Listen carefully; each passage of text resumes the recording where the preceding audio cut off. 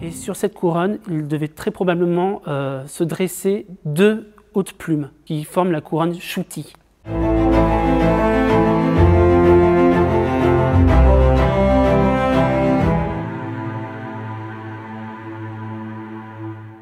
Bonjour, je m'appelle Jean-Baptiste Poussard et je suis docteur en égyptologie à l'université Paul Valéry de Montpellier. Et je vais vous présenter aujourd'hui un buste d'Isis. Ce moulage représente un buste qui a été réalisé en granit gris et qui date de la 25e dynastie égyptienne, donc aux alentours des 8e, 7e siècles avant notre ère. Il s'agit d'un des tout premiers cas d'une Isis lactans. C'est un motif iconographique égyptien qui est très connu au premier millénaire de notre ère.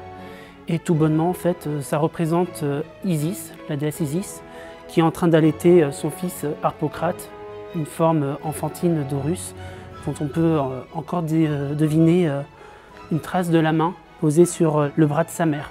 Isis en elle-même porte une perruque tripartite sur laquelle se dresse un uréus, sauf que c'est un ajout moderne en fait. Par contre, ce qui est d'époque, c'est ce qui reste au-dessus de sa perruque. C'est ce qu'on appelle un modius, c'est la base d'une couronne. Et sur cette couronne, il devait très probablement se dresser deux hautes plumes qui forment la couronne Shuti. On sait également que la déesse porte une robe fourreau. C'est une robe moulante qui était très prisée à l'époque. Là, on ne peut pas le voir malheureusement, mais sur son pilier dorsal, il y a encore des traces de hiéroglyphes qui constituent une dédicace adressée à la divine adoratrice du nom de Shepenupet II. Il s'agit de la fille du roi Pianki. La divine adoratrice est la grande prêtresse du temple d'Amon à Karnak. En plus de cette prêtrise, elle est également l'épouse symbolique d'Amon sur terre, et en tant que main du dieu, c'est son titre, elle protège Amon et l'aide à procréer. Les divines adoratrices, sous la troisième période intermédiaire, donc la période durant laquelle la statue a été réalisée, sont essentiellement des filles ou des sœurs de rois.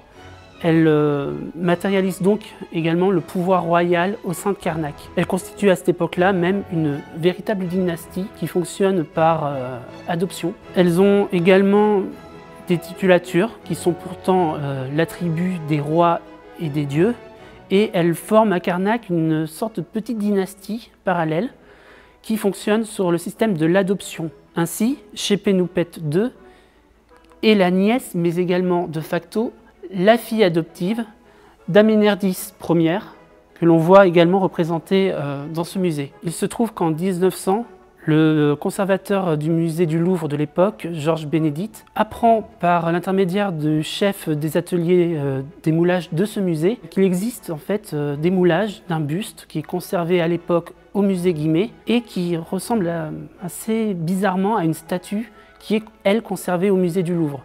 La statue en question a été découverte à Medinet Abou, sur la rive occidentale de Luxor, vers 1855. Et elle est au Louvre depuis les années 1880. Sauf que cette statue n'a pas de buste. On n'a conservé que les jambes et le siège de la statue. Avec le chef des ateliers, ils vont tous les deux superposer un moulage du buste de Guimet au-dessus de la statue qui est conservée au Louvre. Et ce faisant, il remarque qu'en fait, c'est la même statue. Bénédicte va un peu militer par la suite pour récupérer le buste, qui va arriver 6 ans plus tard au musée du Louvre et officiellement rentrer dans les collections du musée en 1848.